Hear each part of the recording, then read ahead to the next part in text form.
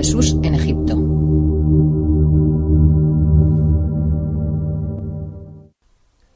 Por ahora, miremos la otra gran laguna en la historia de la vida de Jesús, el tiempo que pasó en Egipto. Ahora, Egipto ya había dejado atrás su época de grandeza en tiempos de Jesús, pero seguía siendo un lugar extremadamente interesante en lo místico, lo esotérico y lo espiritual. A lo largo del Nilo había una serie de templos magníficos, y cada uno de ellos estaba dedicado a la labor de lo que en términos modernos denominaríamos los 7 sellos, o los 7 chakras, como los llama la nueva era. Esta labor consistía en abordar progresivamente todo lo relacionado con cada uno de los sellos. Ahora, el sello de la base, el sello inferior, ubicado en el área genital, tiene que ver con todo lo relativo a la procreación. El segundo sello, ubicado en la región media del abdomen, está relacionado con el victimismo, el dolor y el sufrimiento. Si tan solo no me hubieran hecho esto, etc. El tercer sello está ubicado en la región del plexo solar. Es el sello del poder, el sello de los tiranos cuando se abusa del mismo. Pero por supuesto, las víctimas necesitan de los tiranos y los tiranos necesitan de las víctimas. Esos dos temperamentos tienen una buena relación simbiótica. Entonces, regresando a los templos de Egipto. El segundo templo es el más fácil de describir en poco tiempo. En realidad, era un doble templo. Había un santuario dedicado a Sobek, el dios cocodrilo, símbolo del yo inferior. Y justo al lado había otro santuario dedicado al dios Horus, el símbolo del yo superior. Estos dos templos representaban el yo superior y el yo inferior respectivamente. Y cuando los iniciados habían emprendido este camino, y recordemos que siempre era muy pocos, cuando habían cumplido plenamente con su instrucción, entrenamiento y pruebas, eran conducidos a su iniciación con los ojos vendados. Eran guiados hasta el estanque del templo del dios Sobek, el dios cocodrilo. Entonces se les pedía que se quitaran la venda de los ojos y saltaran al agua. Y por supuesto, nadie debería sorprenderse de encontrar cocodrilos en un estanque en el interior del templo del dios cocodrilo. Y esa era exactamente la escena con la que se encontraban los nuevos iniciados al quitarse la venda de los ojos. Ahora, los individuos que emprendían la disciplina a medias, pese a todo su entrenamiento, las personas que no habían sacado provecho de sus enseñanzas y sus experiencias, posiblemente saltarían de mala gana. Tenían que saltar, porque si no lo hacían, entonces quedaban excluidos de la aventura de la gran obra a lo largo de esos magníficos templos del Nilo y nunca se les invitaría a regresar en esa vida. Así que era ahora o nunca.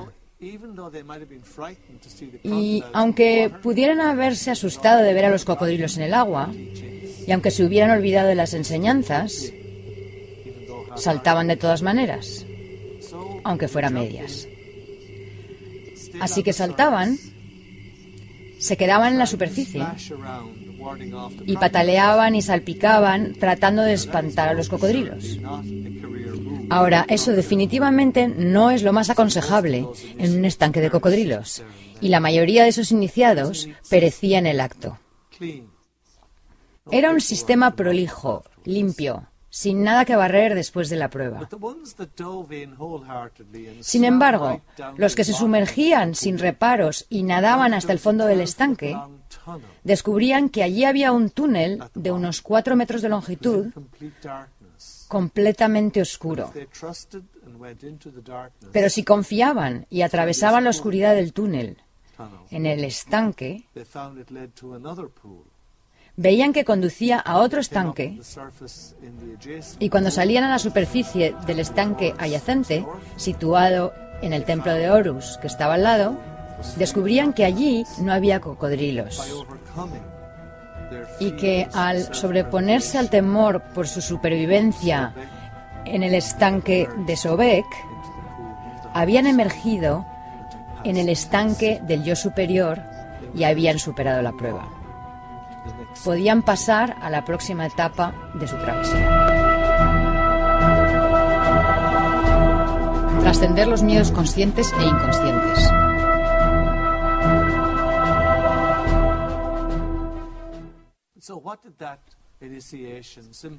Entonces, ¿qué simbolizaba esa iniciación?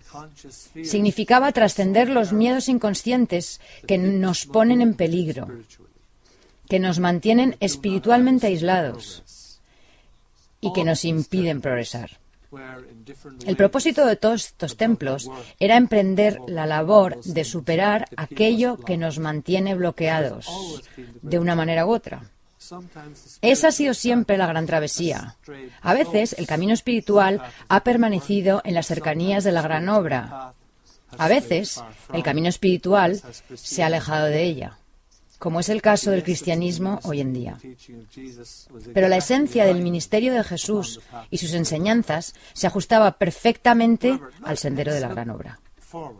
En todo caso, echémosle un vistazo al sexto templo, que se situaba en la gran pirámide de Giza,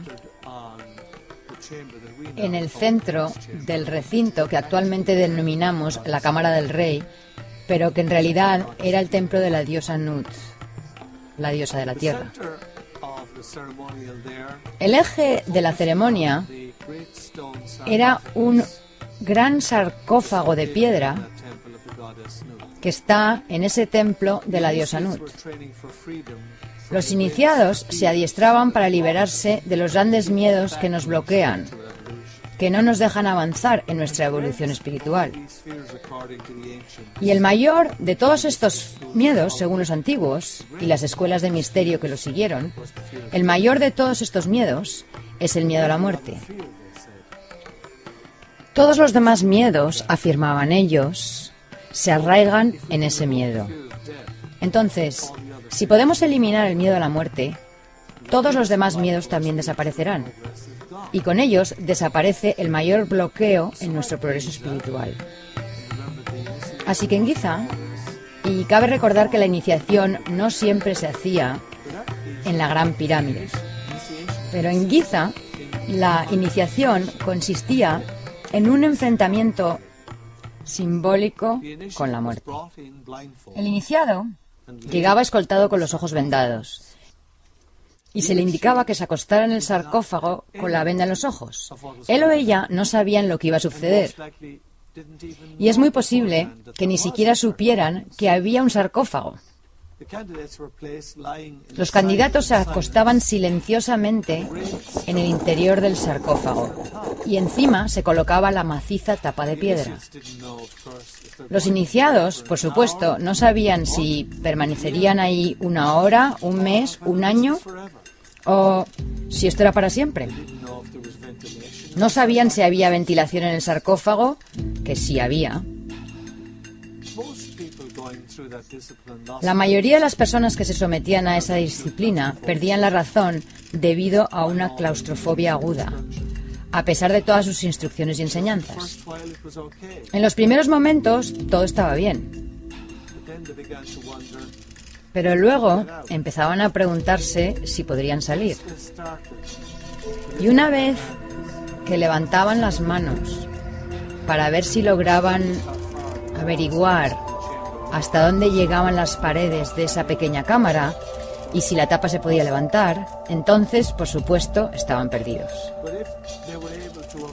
Sin embargo, si podían superar el victimismo y todos esos instintos de conservación, si podían lograrlo y mantenerse en sus cabales durante el periodo requerido de 3 días y 3 noches, mientras el alma se embarcaba en su travesía y se sometía a sus propias pruebas, entonces al cabo de ese periodo de 3 días y 3 noches, que debe resultarnos muy familiar debido a la historia de la resurrección de Jesús, al final de ese periodo serían transformados. Pues en las redes neuronales del cerebro y en todos los circuitos químicos que le dan animación a nuestro cuerpo físico, el transcurso de ese periodo de tiempo alteraba los circuitos y la base física del miedo quedaba eliminada por completo. Y entonces estaban listos para hacer un avance verdaderamente significativo en el camino de la gran obra. Ya reunían los requisitos para avanzar hacia el templo del 7º sello en Heliópolis. Y en Heliópolis les esperaba una etapa avanzada de lo que había tenido lugar en Giza. La gran creencia de los sacerdotes de Heliópolis era que si uno era suficientemente avanzado, podía resucitar el propio cuerpo y devolverle nuevamente la vida a través del poder del espíritu. En el lugar más sagrado de Heliópolis había un pedestal reservado al lado izquierdo del santuario.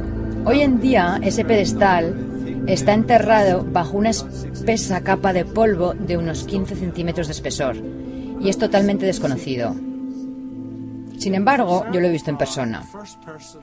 Estaba reservado para la primera persona que en Heliópolis probara la creencia de que se puede resucitar de la muerte al propio cuerpo a través del poder del espíritu. Noté con interés que el Evangelio acuariano de Jesús el Cristo nos dice que Jesús fue a Heliópolis después de su misión en Tierra Santa y allí fue honrado por los sacerdotes. Entonces me pregunto en este momento si empiezan a sonar unas campanillas en nuestras mentes.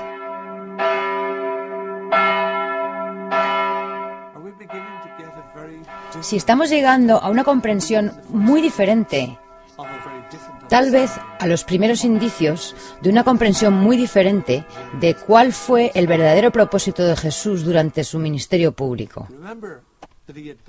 Recordemos que él había recibido esta enseñanza en Egipto cuando era muy joven.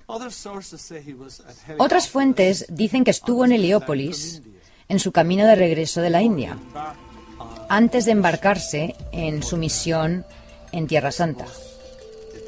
Me imagino que era una especie de escuela de graduación. Fue a Israel con la creencia muy presente en su mente de que la prueba suprema de la evolución y el logro humano era haber manifestado el poder del espíritu en nuestra vida de manera que pudiese funcionar independientemente del cuerpo.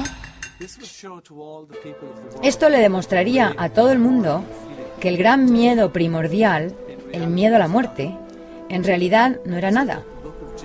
Y tanto el libro del Génesis como San Pablo en la epístola a los romanos dicen que la muerte no se concibió como algo natural. Esto empieza a darnos una imagen muy diferente de los propósitos de Jesús en Tierra Santa en esos 3 años de su ministerio público. ¿Saben? No fue pura casualidad que se enfrentara con las autoridades gubernamentales de la época y que esto lo llevara a la muerte. Y que de alguna manera Dios lo resucitó porque Jesús no merecía morir. Esa no es la realidad de los hechos. Esa es una perspectiva de la realidad del universo hamburguesa. No, Jesús llegó a Tierra Santa con un ideal muy, muy poderoso en mente. Iba en camino hacia una iniciación de la clase más sublime. Jamás se propuso ser un salvador sufriente y morir por nuestros pecados. Tenía un propósito mucho más grandioso para sí mismo y para nosotros. Y por supuesto, como siempre dijo Jesús, todo lo que yo puedo hacer, tú también lo puedes hacer.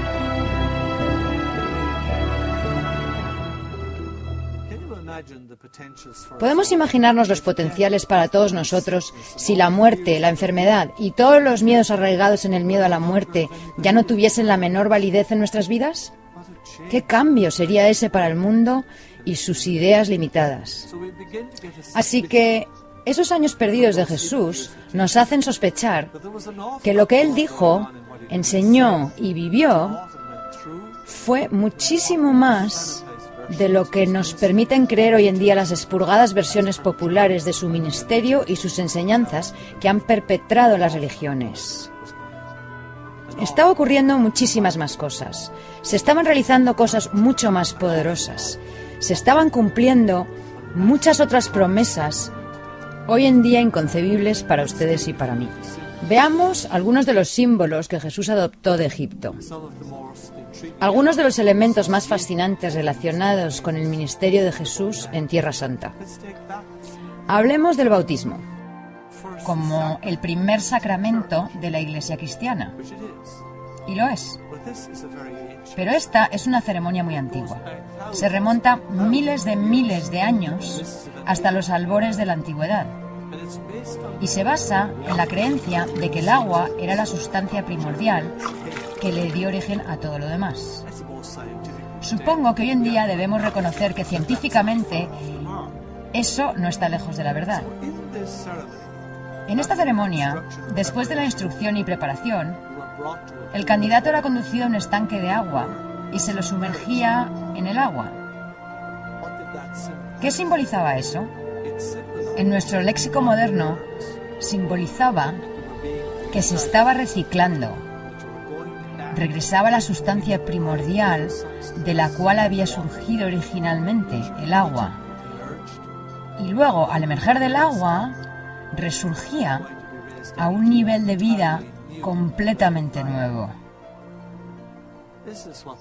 Esta es la raíz de la creencia de los cristianos renacidos. Es un modo de vida enteramente nuevo lo que se simboliza en este ritual. Tomemos otro elemento fundamental del cristianismo y preguntémonos de dónde salió. La comida sagrada de la Eucaristía, la última cena, que Jesús celebró con sus discípulos en la habitación de la planta alta la noche que fue arrestado. Esta ceremonia también se remonta miles de años hasta las grandes escuelas de misterio. Y los elementos que se encuentran en la Eucaristía simbolizan los aspectos más profundos de la naturaleza humana y sus potenciales para ustedes y para mí. En las escuelas antiguas, los elementos de esa comida se consideraban muy sagrados. El vino simbolizaba el espíritu, que provenía directamente del Creador. El pan simbolizaba el cuerpo de la encarnación física. Y el agua que se añadía al vino simbolizaba el alma, que grababa las experiencias de las encarnaciones. Aquí regresamos nuevamente a nuestra vieja amiga, la física cuántica.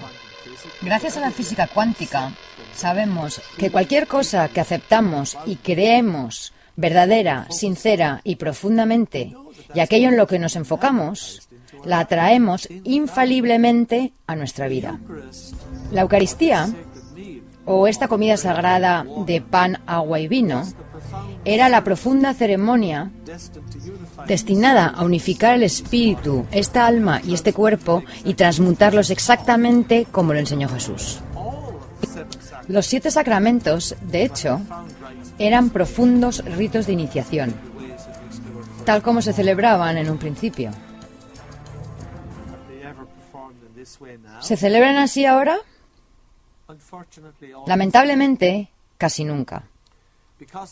Pues muy probablemente la atención está puesta en que los coches de la primera tanda de feligreses desocupen el estacionamiento antes de que lleguen los feligreses para la siguiente misa o servicio religioso.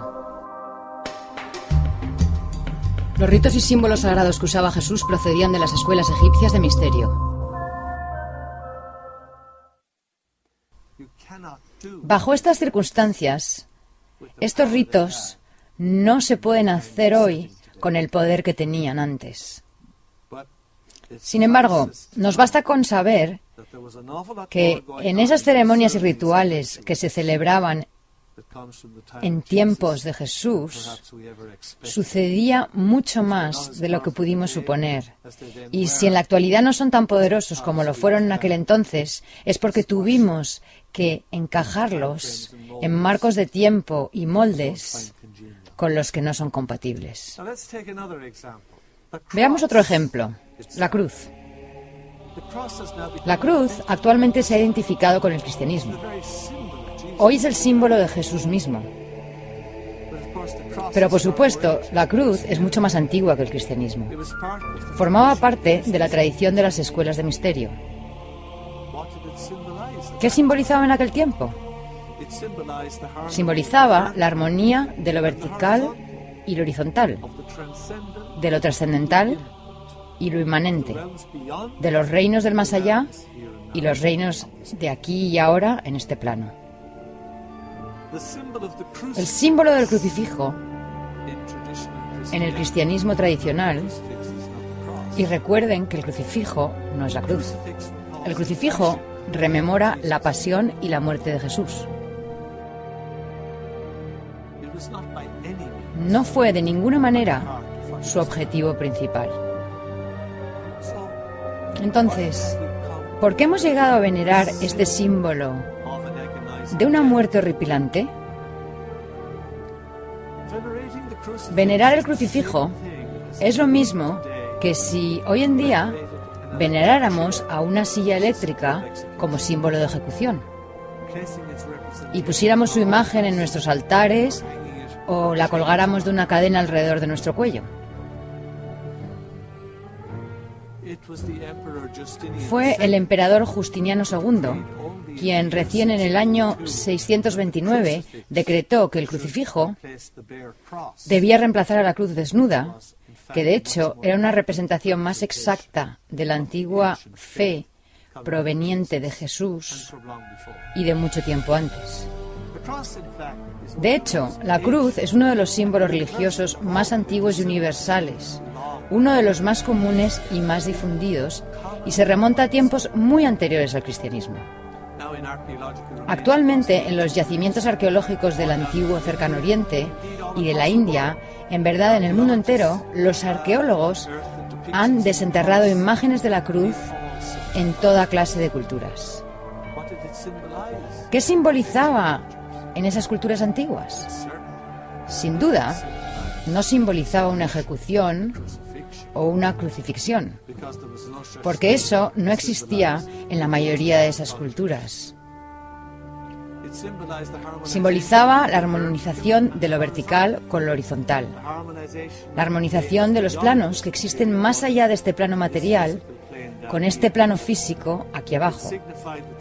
Significaba lo trascendente y lo inmanente. En otras palabras, significaba el Dios hombre, Dios mujer, realizados en esta encarnación humana. Era la indicación de que un estado de armonía completa se había apoderado de todo el ser de una persona viva. De modo que en sus formas antiguas, la cruz era un símbolo del espíritu encarnado en la materia. Representa una clave de cómo funciona el universo entero. Nosotros vagamos en la materia, pero estamos arraigados en reinos mucho más allá de este. No es de extrañar que en las matemáticas la cruz se convirtiera en el signo de suma y que colocada en ángulo se convirtiera en el signo de multiplicación o del movimiento progresivo hacia adelante. En el paganismo y el cristianismo primitivo, la cruz siempre simbolizaba la vida, jamás la muerte. Y por eso el cristianismo primitivo la usó como su símbolo. La cruz, a veces con un cordero apoyado en ella, pero jamás un crucifijo, que es una cruz que tiene el cuerpo crucificado de Jesús. De hecho, que la primera representación de un Dios crucificado en una cruz es la imagen de Orfeo, que data del siglo III a.C. Pero, lamentablemente, para una parte muy grande de la población del mundo actual, El símbolo religioso más importante es una persona en agonía clavada en ese instrumento de tortura. No es de extrañar que un sistema semejante promueva la creencia de que el sufrimiento es inevitable o hasta deseable y bueno. Y horror de horrores, que de cierta manera retorcida se lo pueda ver como un acto que complace a Dios y por consiguiente nos permite ser tan indiferentes ante el sufrimiento de las masas de la humanidad. Una cruz vacía simboliza el descenso del espíritu a la carne y celebra la evolución de esa vida en su regreso. El crucifijo, en contraste, solo idealiza el sufrimiento y la muerte. Una actitud que, en definitiva, hay que decir que no es de Dios. No hay nada que tergiverse más las enseñanzas de Jesús que el crucifijo.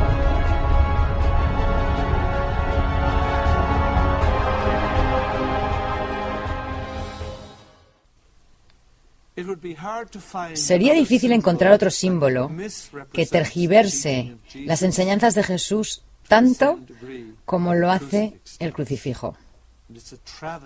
Y es una calamidad que se haya convertido en el símbolo central de su misión. Ahora, a veces encontramos en esas piezas arqueológicas la imagen de una serpiente crucificada en una cruz desnuda cuyos brazos tienen la misma longitud, lo cual representa simbólicamente la armonía. También es común en ilustraciones de las tradiciones herméticas y esotéricas. ¿Qué simbolizaba la serpiente crucificada? Bien, la serpiente simboliza lo que hoy en día en Occidente denominaríamos la fuerza del Kundalini, la fuerza vital que circula en el ser humano. ¿Qué representa la crucifixión de esa fuerza vital en la cruz de la armonía? Es obvio que representa el hecho de que hemos armonizado nuestra fuerza vital, la hemos regulado, la tenemos bajo control y lo hemos hecho sin represión y más aún adueñándonos de ello. Nos hemos conquistado a nosotros mismos. Sin embargo, el asunto se complica aún más cuando nos damos cuenta de la edad que tenía Jesús cuando le ocurrió esto. En tiempos antiguos, como lo ha enseñado Ramta, la pubertad se prolongaba hasta los 32 años. A esa edad, especialmente en tiempos antiguos, uno ya se había casado y formado una familia, se había ocupado de todos sus asuntos y estaba listo para seguir adelante. Estaba listo para pasar a ocupaciones mucho más elevadas. A los 33 años, uno ya estaba listo para emprender seriamente la gran obra, la espléndida labor de la evolución humana en lo espiritual y material. Entonces, la crucifixión de la fuerza del Kundalini en la cruz a los 33 años de edad constituía una liberación para poder emprender una iniciativa totalmente distinta. Ahora empezamos a ver una dimensión totalmente distinta de su pasión y su muerte, más de lo que los cineastas se han imaginado, y en particular cuando contemplamos el preciso momento del año en que tuvo lugar todo esto.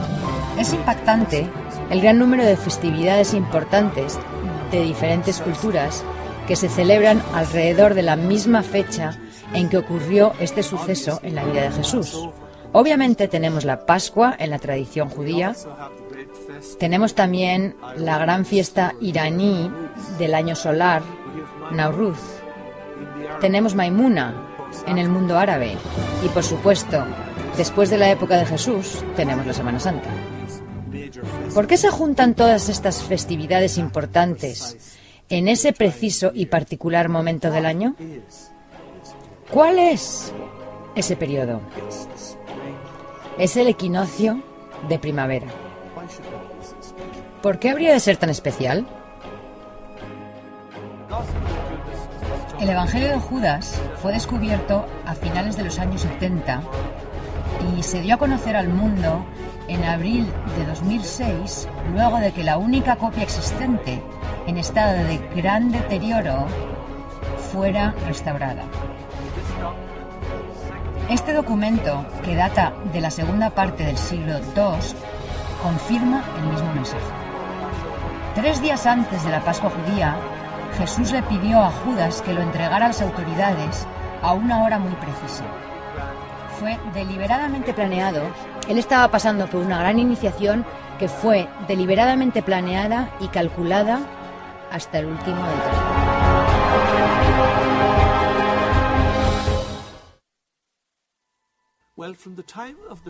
Desde el momento del equinoccio de primavera hasta la llegada del solsticio de verano, el sol va creciendo cada vez con más fuerza hasta alcanzar su máximo poder.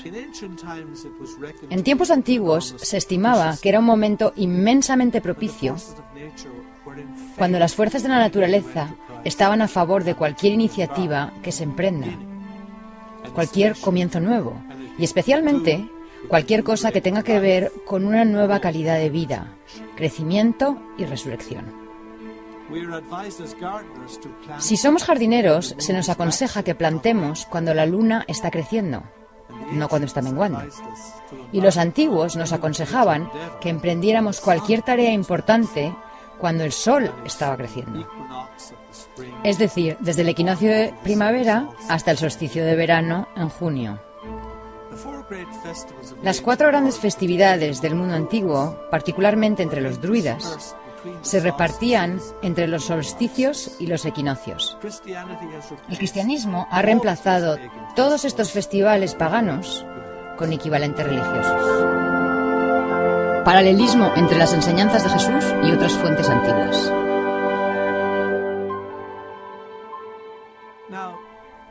Ahora bien, se podría argumentar que todos estos símbolos eran comunes en tiempos de Jesús. Pero miremos más de cerca de qué manera Él incorporó no solo la simbología y los rituales sagrados, sino también las enseñanzas y proverbios que adquirió durante su estancia en Egipto y Asia. ¿De qué manera los integró en su ministerio? Tal vez el discurso más magnífico de Jesús, en el que resumió la totalidad de su mensaje, sea lo que hoy conocemos como el Sermón de la Montaña. Fue la época en que él había decidido comprometerse irrevocablemente a pasar por la experiencia de la Pascua, que lo llevó a la muerte. El Sermón de la Montaña, tal como lo pronunció Jesús en la verde ladera junto al lago de Galilea, no contiene un solo concepto que no tenga su paralelo en la Mishnah o el Talmud judíos. Que Jesús se basa en la tradición del Antiguo Testamento es un hecho ampliamente aceptado, indiscutiblemente por todos los expertos en Biblia, por supuesto. Pero lo que no está tan ampliamente aceptado, o aceptado siquiera, es que Jesús se basara de lleno en otras tradiciones, además del judaísmo, tales como los libros herméticos de Egipto. El libro 7º de Hermes se titula precisamente El Sermón secreto en la montaña de la regeneración. Podemos ver muchas cosas en retrospectiva. A Francisco de Asís se le atribuye la introducción del asno y del buey en la estampa del pesebre navideño. Le sorprendería saber que en la cámara sagrada del gran templo de Karnak existe una pintura de un nacimiento en un estable con ángeles que cantan, pastores que se acercan y un asno y un buey. Todo esto 1700 años antes del nacimiento de Jesús. Todos reconocen que Jesús usa las imágenes del Antiguo Testamento en sus enseñanzas. Los estudiosos han reconocido todas las alusiones de este tipo que hace Jesús. Y si abrimos una versión moderna del Nuevo Testamento, vemos al pie de cada página las fuentes del Antiguo Testamento que Jesús está citando y que su público de aquella época hubiera reconocido de inmediato sin ningún esfuerzo. Pero lo que casi nunca se reconoce es la manera tan significativa en que las enseñanzas de Jesús se corresponden con otras enseñanzas totalmente al margen de la tradición judía, especialmente de las tradiciones orientales. Tanto las enseñanzas de Gautama Buda como las de Jesucristo revolucionaron al mundo. Ambos enseñaron un estilo de vida que los había transformado y que también causaría una profunda transformación en aquellos que lo siguieran. Este estilo de vida era mucho más importante que simple conocimiento, por más importante que fuera el conocimiento en el que se basaba. La similitud entre Jesús y Buda reside mayormente en este estilo de vida, este sistema de comportamiento que los dos promovían como lo fundamental de todas las cosas. Este estilo abriría las puertas hacia un modo de ser completamente nuevo, y las enseñanzas solamente apuntaban hacia ese estilo de vida. Ellas no eran lo esencial. Hay enormes diferencias entre las enseñanzas de Jesús y de Buda. Jesús fue un ferviente luchador a favor del cambio social de una manera muy diferente a la de Buda, en el sentido de que Jesús seguía la tradición verdadera de todos los profetas de Israel, quienes habían luchado por un profundo cambio social exponiéndose al peligro. Y aún así, los sistemas de enseñanza de Jesús y de Buda muestran una similitud asombrosa. No hay duda de que los hechos acreditan la idea de que Jesús vivió en la India y en el Tíbet y de que allí estuvo en contacto con las enseñanzas hindúes y budistas. Realmente, estas son preguntas que una persona perceptiva se plantearía hoy en día, incluso si los pergaminos de Nicolás Notovich y otros documentos similares sobre la vida de Jesús en el Lejano Oriente nunca hubieran existido o jamás se hubieran descubierto. Aún así, tendríamos que plantearnos esas preguntas debido al carácter de las enseñanzas de Jesús y su gran semejanza con las de Buda. La conexión de Jesús con la India y el Tíbet sería obvia incluso si nunca se hubieran hallado los pergaminos.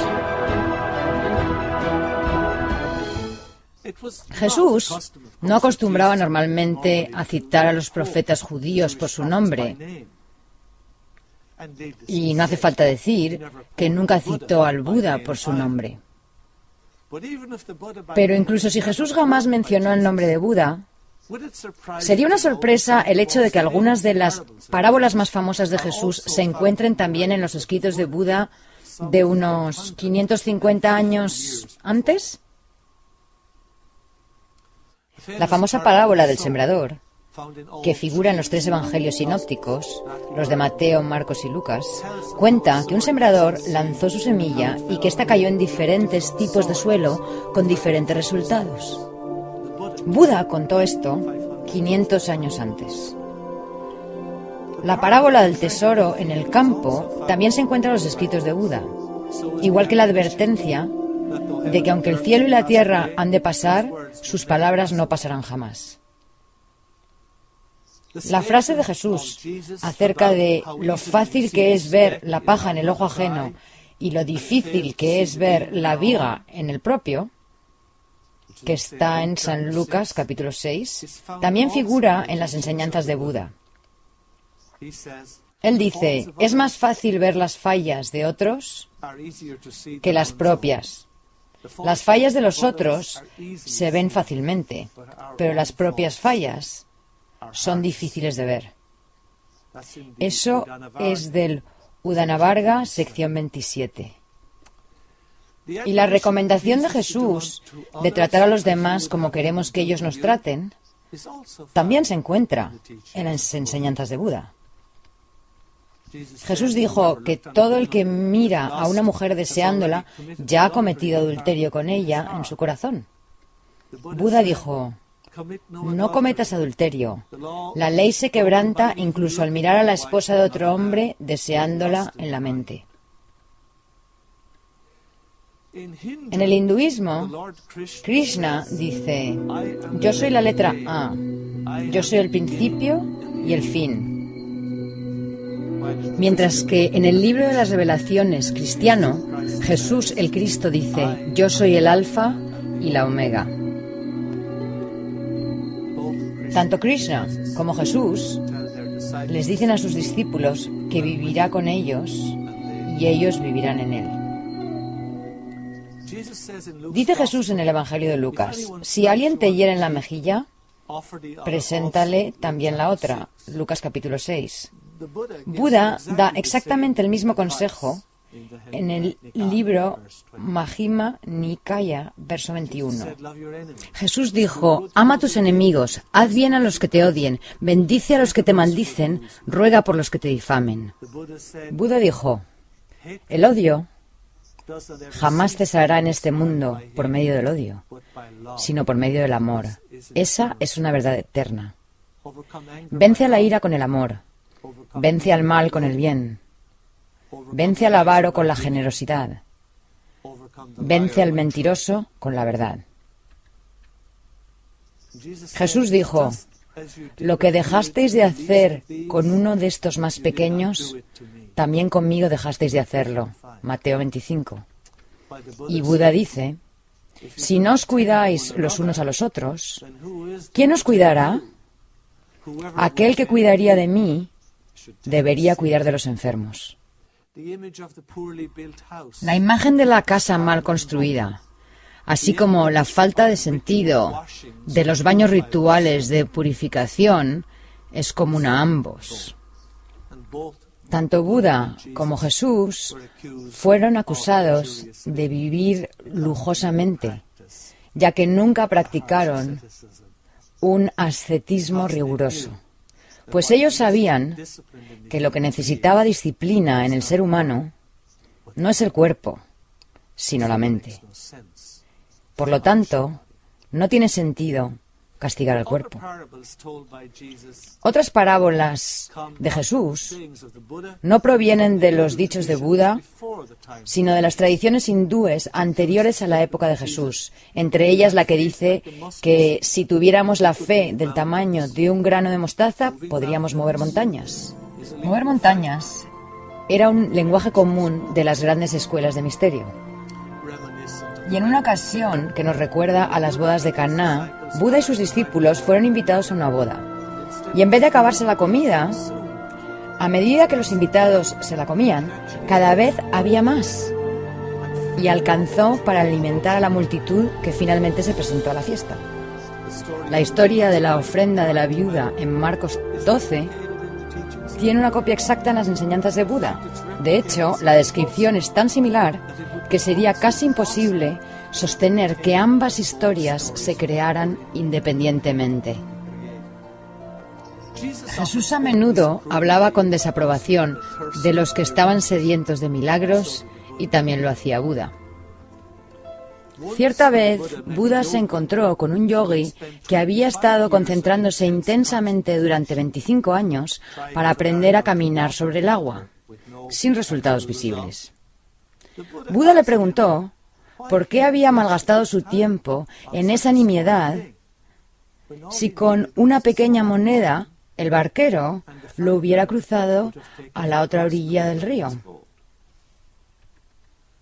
Así como el santo anciano Simeón profetizó el nacimiento del Mesías y sostuvo a Jesús en sus brazos cuando era un bebé, el nacimiento de Buda fue profetizado por el santo anciano Asita.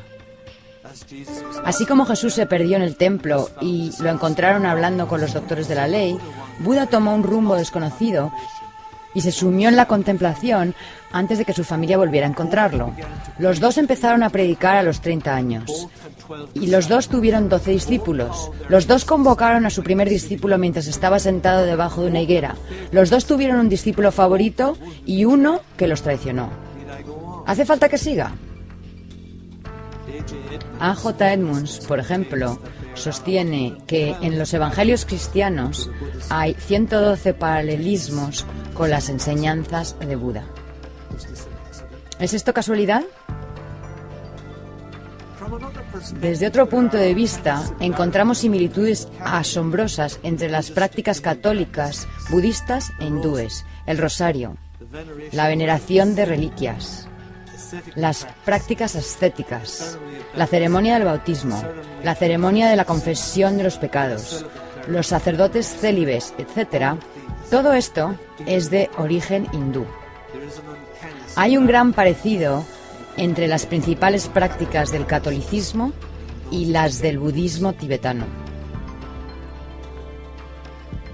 El majestuoso prólogo del cuarto evangelio, el Evangelio de Juan, empieza con esta frase: en el principio existía la palabra, y la palabra estaba junto a Dios, y la palabra era Dios.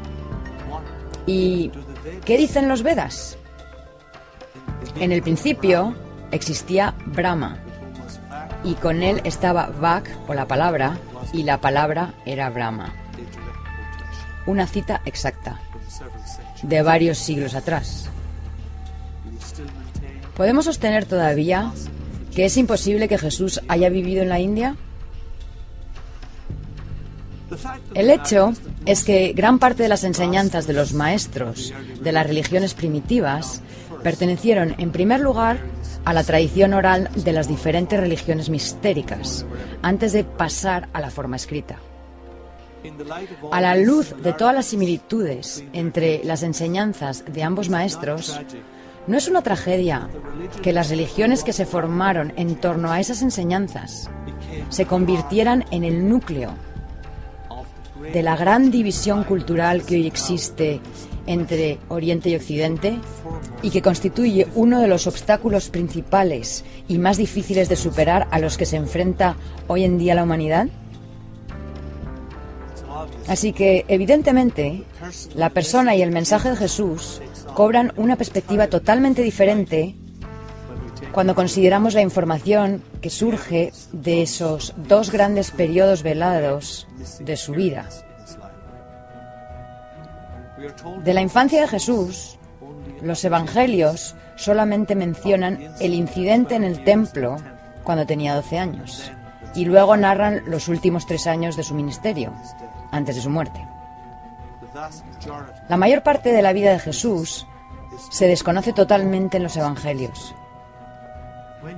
Y cuando nos detenemos a pensar en eso, ¿no es algo realmente extraordinario que sea así?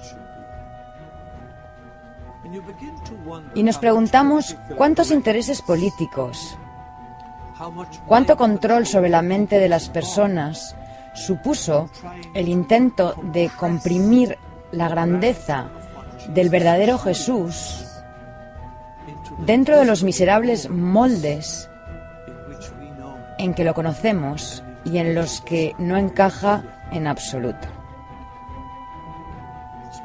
Por supuesto que los expertos en las Escrituras señalarán que la intención de los evangelios era transmitir solo las enseñanzas de Jesús y no su biografía. Pero nos entra la ligera sospecha de que, dados los pocos detalles biográficos que nos revelan los evangelios, tal vez nos hayan revelado también solo una pequeña muestra de sus verdaderas enseñanzas. Más del 80% de la vida de Jesús no consta en los evangelios del Nuevo Testamento. Ahora parece que tampoco nos han dicho mucho de sus verdaderas enseñanzas.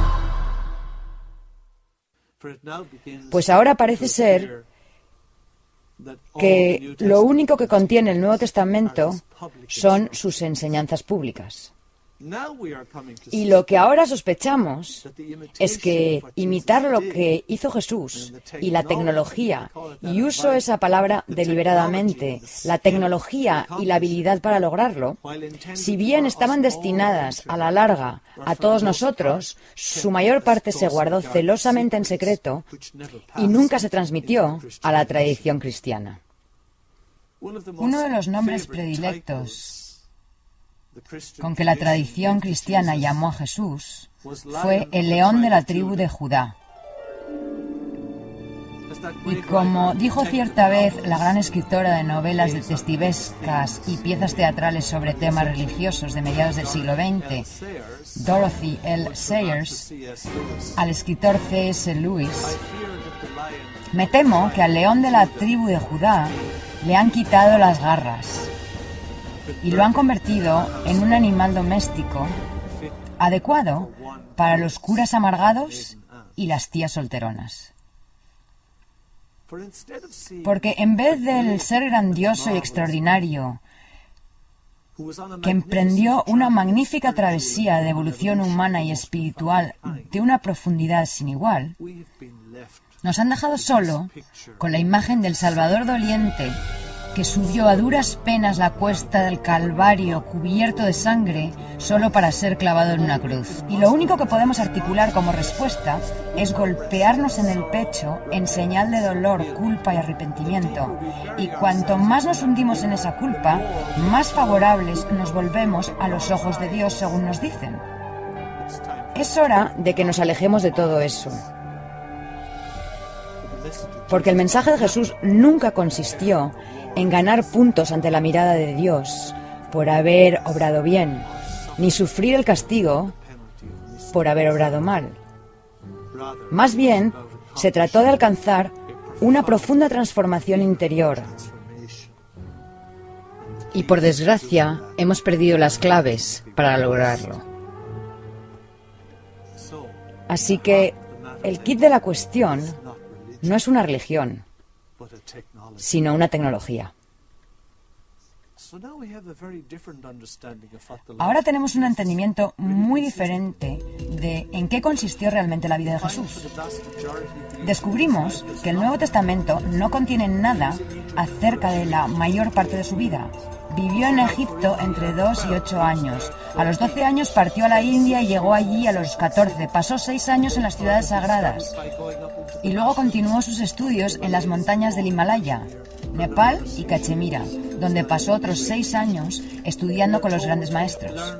Nos dicen que allí aprendió todas las artes de curación y demás, por las que eran célebres estos hombres de la India, y a los 26 años regresó a su tierra pasando por Persia, Persépolis y por Turquía. Y a los 30 años llegó a los límites de Tierra Santa, donde fue bautizado por su primo Juan en el Jordán, luego de su preparación, y emprendió los 3 años de la culminación de esa magnífica travesía para convertirse en un Dios-hombre realizado.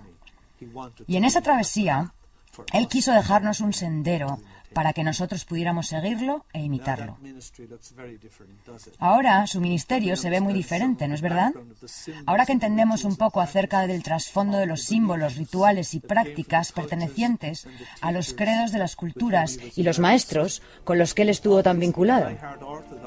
Obviamente, la ortodoxia intransigente ha hecho todo lo posible para suprimir y erradicar cualquier indicio de tales hechos. Por lo tanto, son muy escasos.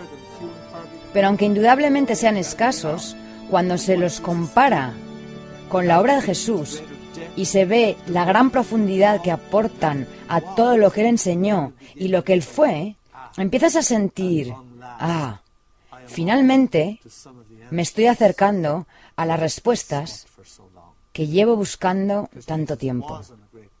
Porque Jesús se embarcó en una gran misión, una misión de hecho que todos nos vemos obligados a emprender. La misión de ¿qué podemos hacer con esta vida? ¿Qué he de hacer con los años que me han tocado aquí? ¿Se trata nada más de obedecer cierta cantidad de reglas llamadas mandamientos o leyes dietéticas o lo que sea, y así obtener una recompensa celestial para añadir a mi cuenta bancaria más allá de las nubes junto a Dios? Todo esto no tiene sentido.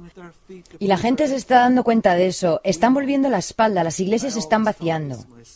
Nosotros sabemos, y yo siempre enseñé esto cuando era profesor de teología, que sea lo que sea que hayamos venido a hacer a este mundo, se trata de convertirnos en algo, de alcanzar una transformación radical de lo que yo soy y de lo que hago. No estamos aquí para obedecer o seguir una estricta lista de mandamientos. Estamos aquí para generar un cambio monumental en nosotros. En las tradiciones que investigué durante todos esos años siendo un teólogo, jamás encontré una explicación de cómo podría lograrse esto, hasta que encontré las enseñanzas de Ramtha. Entonces todo empezó a encajar y a cobrar sentido. Y de la misma manera, la vida de Jesús empezó a cobrar sentido. La Iglesia dice que Jesús fue un hombre igual a nosotros en todos los aspectos, pero sin pecado. Dije al principio, usando las palabras de San Juan, que si me pusiera a hablar de todo lo relacionado con Jesús, no alcanzaría el mundo entero para contener los libros que tendrían que escribirse. Así que en esta breve charla me he concentrado en aquello que considero de fundamental importancia para todos los hombres y todas las mujeres que caminan hoy en día sobre la faz de la tierra. Importante, ¿por qué? Porque esclarece de qué manera también ellos pueden cumplir su destino. Pues Jesús dijo, si haces lo que te enseño, harás todo lo que yo he hecho y en verdad, más que eso harás. ¿Cómo es que en la instrucción que hemos recibido no hemos visto ni oído nada de eso? Tal vez el fracaso que causa la incompetencia es vergonzoso. Y cuanto más arriba se llega a la organización, mayor es la vergüenza ante el fracaso de ser incompetente. La relevancia que el verdadero Jesús tiene hoy para nosotros se resume en 3 declaraciones fundamentales que él hizo y que debieran ser tomadas muy seriamente por aquellos de nosotros interesados en el verdadero Jesús en oposición a la versión depurada, homogeneizada y editada que lo ha convertido en una fábula para ser venerada en vez de un ideal para ser imitado. Eso me recuerda a las palabras del Papa León X, Juan de Medici, cuando dijo, bien sabemos cuán provechosa nos ha resultado esta fábula de Cristo, según lo cita John Bale. A nosotros nos interesa el verdadero Jesús y la esencia de su mensaje se resume en 3 grandes declaraciones. La primera dice, ¿no está escrito en vuestra ley que todos vosotros sois dioses? La reacción de quienes lo estaban escuchando fue intentar apedrearlo por blasfemo, muy parecido a la actualidad. Él dijo, ¿por qué queréis apedrearme? Solamente repito lo que está escrito en vuestras sagradas escrituras. Está en el Salmo 82. La comprensión básica y necesaria es que todos somos dioses, pero es algo que debemos convertir en realidad. Lo que necesitamos aprender es la tecnología para lograrlo, y no acatar rituales, leyes y mandamientos que no nos sirven para nada. La gente tiene mucho en común con respecto a eso, tiene muchos problemas con eso, lo que es comprensible. ¿Por qué? Porque piensan en el Dios del universo hamburguesa, el anciano barbudo en medio de las nubes con su telescopio y su computadora portátil observando todo lo que hacemos y listo para castigarnos.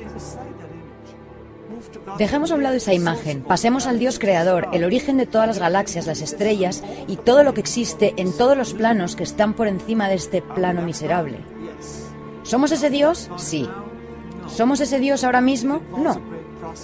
Eso implica un gran proceso de desarrollo personal, que es el mismo que emprendió Jesús.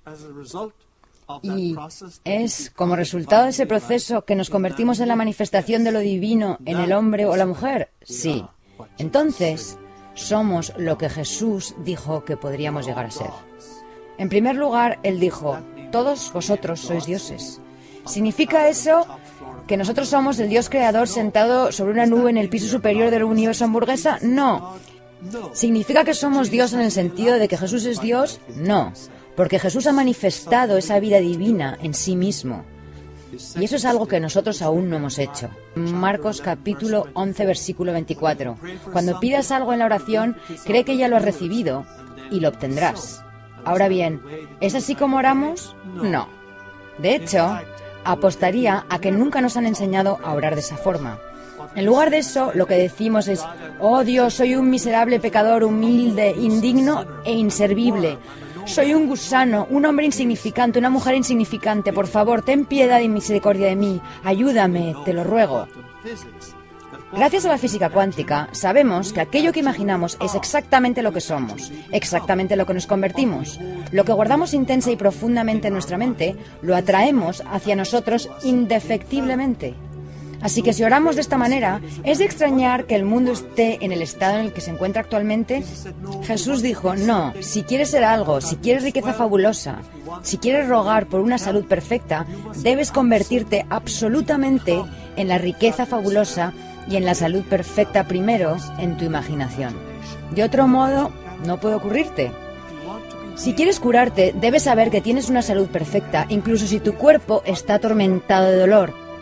Jamás se nos ha enseñado a manifestar así, pero esa es la esencia de sus enseñanzas. Así es como se produce el cambio y es totalmente compatible con la visión de la física de vanguardia en la actualidad. La tercera declaración de Jesús es, si haces esto que te enseño, lo que acabo de resumir, entonces harás todas las grandes obras que yo hago y en verdad mayores que estas harás. ¿No es extraordinario? Está documentado que incluso Tomás, el hermano mellizo de Jesús, realizó más milagros que el propio Jesús. Resucitó de entre los muertos a 19 personas. Jesús no estaba compitiendo con nosotros. Él quería alentarnos y darnos la oportunidad de convertirnos en alguien como Él. Sorprendentemente, el mundo carece de pruebas de que esto haya sucedido alguna vez en las tradiciones que afirman seguir su nombre, y mucho de lo que Él fue se ha perdido y ocultado. Las iglesias dicen que fue un hombre igual a nosotros en todos los aspectos excepto en el pecado. Se ha levantado una tremenda conmoción debido a que el Código da Vinci afirme, por ejemplo, que Jesús estuvo casado con María Magdalena. Y puede que ésta sea aún mayor cuando se hable de su relación con Juan el Bautista. Todo fue parte de una gran lucha dinástica.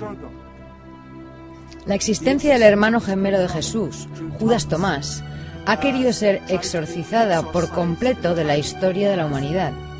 Incluso ese hecho encierra un mensaje. Cuando recordamos que en la Edad Media la mitad de los cristianos del mundo habían cimentado su fe gracias a las enseñanzas de Tomás, especialmente según las expresaba en el Evangelio de Tomás, nos damos cuenta de lo que ha pasado.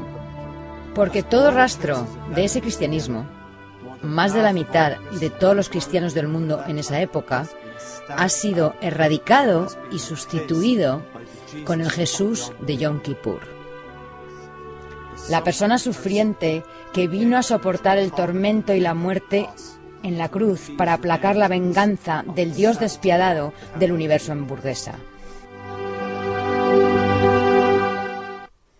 Todos estos elementos enigmáticos que afloraron gracias al Código da Vinci, el matrimonio de Jesús, si tuvo hijos, si los linajes reales de Europa descienden de su hija, son todos interrogantes sugestivos por derecho propio.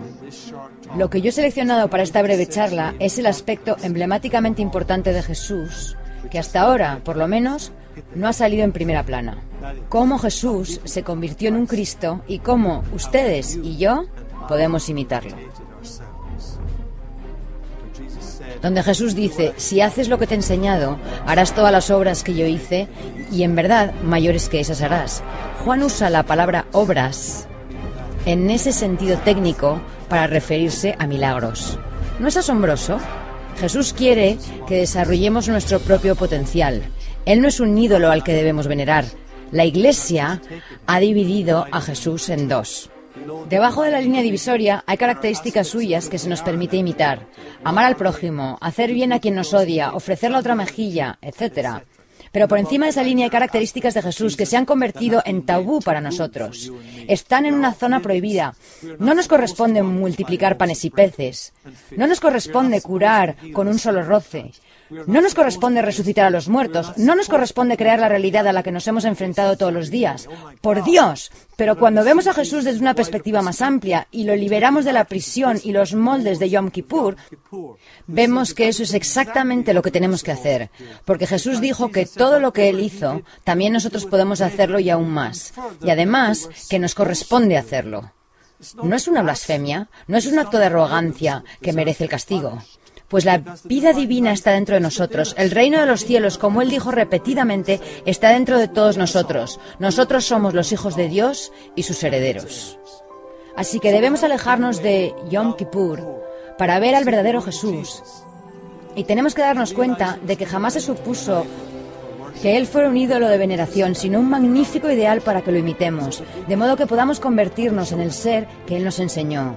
Se ha dicho apropiadamente, como mencioné al comienzo, que todos los reyes que han reinado, y todos los parlamentos que se han reunido, y todos los ejércitos que han marchado, nunca transformaron al mundo como la vida de este hombre. Él no consiguió eso, les puedo asegurar, siendo el Salvador doliente de Yom Kippur. No es hora de que empecemos a tomarnos en serio a Jesús, y no puede separarse jamás de su vida y su ministerio, de toda su vida, en Egipto, la India e Israel, y su vida después de eso, que es otra historia.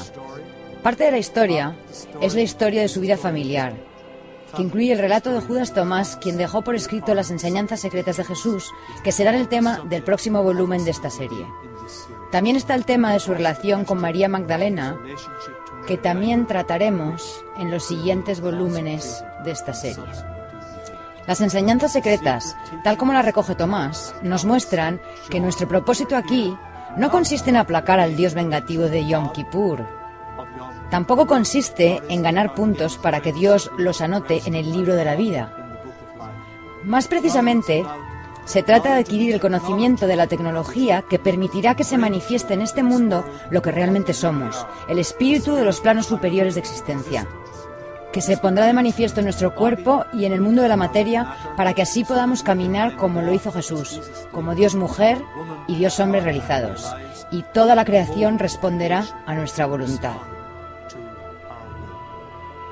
Hay esperanza, pues las culturas se están acercando entre sí, no solo por el aumento de las relaciones económicas más allá de las divisiones, ni por el aumento de los viajes aéreos, sino porque todas las culturas están empezando a entender los aspectos que tienen en común todas las tradiciones espirituales. También nos estamos dando cuenta de que en esta vida nos espera un destino muy superior a las expectativas o esperanzas que nos hayan dado las tradiciones. La cuestión no es si Jesús realmente viajó o no a la India y al Tíbet, o si estuvo influenciado por las enseñanzas de Buda. La cuestión es que, dependiendo de las respuestas a sus interrogantes, nos enfrentamos a una comprensión muy diferente de lo que supone ser un Cristo. Y si fue o no algo exclusivo de una sola persona, ¿puede imitarse aún hoy? Según la imagen convencional de Jesús que nos venden las tradiciones cristianas, no se puede. Si sus viajes y estudios en Oriente fueron una parte fundamental de su camino para alcanzar ese estado, entonces parece ser que por más exaltado que sea, por más difícil que sea alcanzarlo, aún es algo que todos tenemos la oportunidad de imitar. Y es algo que Él deseó que aquellos que vinieran detrás de Él se esforzaran por obtener. Si eso se aceptara, qué gran cambio se produciría en la faz de la tierra.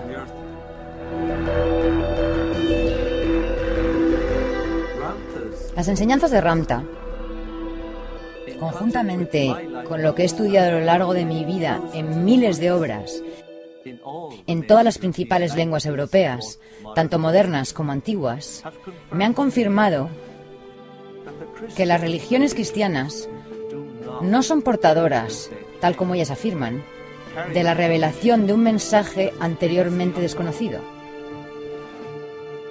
Han asumido su forma actual gracias a las corrupciones de una sabiduría mucho más atípica, pero que existía con anterioridad y que es tan antigua como los cimientos de la tierra. El cristianismo nunca podía admitir que Jesús le deba parte de su instrucción a Buda o a los hindúes o a los egipcios, ya que eso tendría unas repercusiones catastróficas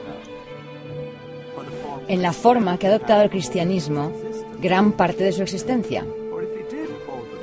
Si les debiera en efecto parte de su instrucción, entonces Jesús sería un ideal al que podríamos imitar. Y nunca podría ser visto como el único Hijo de Dios, o Dios mismo, que bajó en paracaídas desde el piso superior del universo hamburguesa para salvarnos a todos como un redentor doliente. No tuvieron nada que ver con aplacar la ira de un Dios despiadado. absolutamente, con una profunda iniciación. Su triunfo demostró de un modo contundente lo que puede lograr el poder del espíritu en el cuerpo humano. Y fue un llamamiento a todos los seres humanos no a imitar su pasión, sino a poner de manifiesto en sus vidas ese mismo espíritu de poder milagroso, de alegría y libertad. Esto significa que las enseñanzas de Jesucristo, en su forma pura, nunca han llegado a la mayoría de aquellos a los que estaban destinadas. Y en las tradiciones cristianas de hoy en día, gran parte de la esencia de ese mensaje se ha perdido irremediablemente.